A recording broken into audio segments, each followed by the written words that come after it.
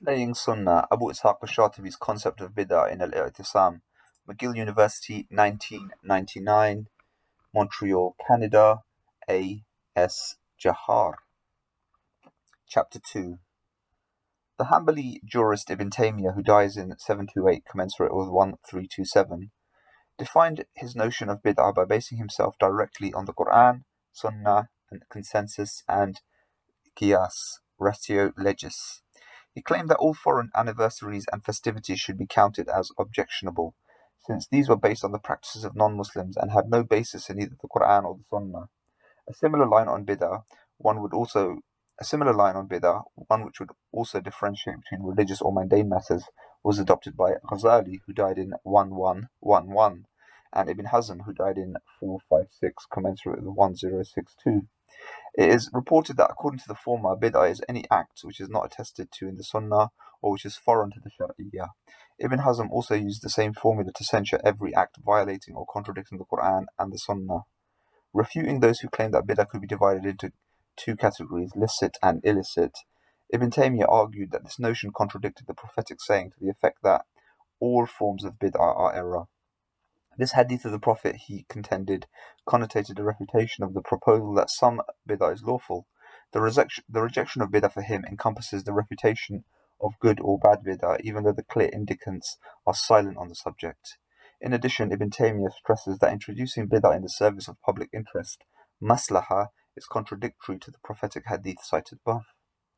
In his sharp censor of Bid'ah, Ibn Taymiyyah based himself on the prescriptions of divine law and sometimes on the customs of the pious companions in defining the true path of the Shari'ah. He rejected customs even though their validity was approved by arguments of ijma'.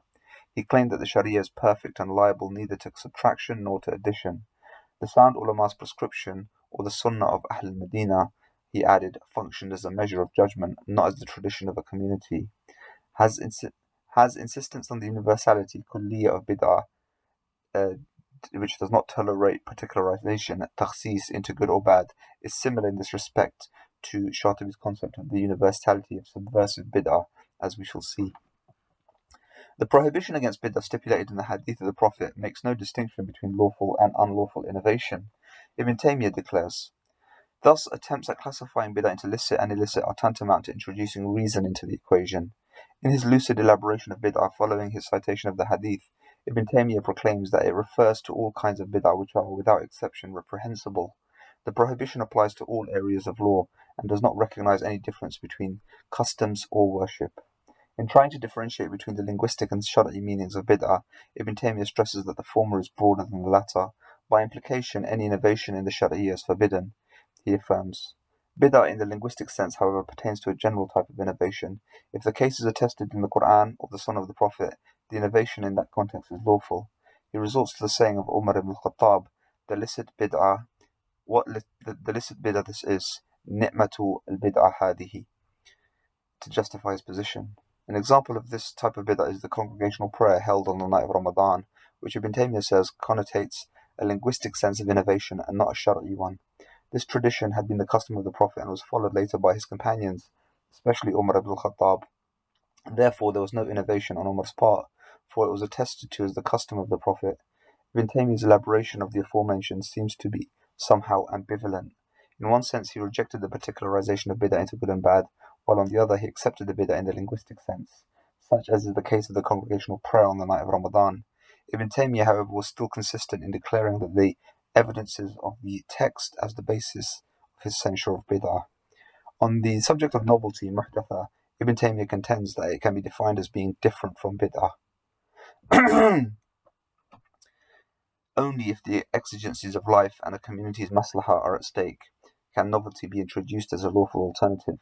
Its allowance, however, is subject to the condition that it does not set a precedent, that it can be shown to conform to the Prophet's example, and that it is no way it violates the stipulated law of God. Ibn Taymiyyah is thinking here, it would seem, of novelty in mundane matters and of phenomena which can be tolerated within the confines of the Shari'ah, or which serves to preserve its existence.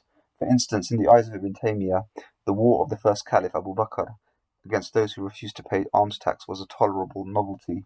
War against Muslims is forbidden, but in the interest of Shari'ah, even this sort of innovation is lawful. Our survey of the development of Bida shows that Muslim scholars, on the one hand, held that Bida applied only to worship, while on the other, they distinguished between worship and customs. On this very point, Shatibi's reformulation is worthy of scrutiny, for, from both legal and epistemological perspectives, Shatibi places himself midway between these two positions by basing his theory of bid'ah on the epistemology of legal theory. In doing so, he retained the notion of bid'ah developed by his predecessors on the one hand, and reformulated it on the basis of legal epistemology on the other. We can now turn to Shatibi's concept of bid'ah. Stay tuned for many more parts.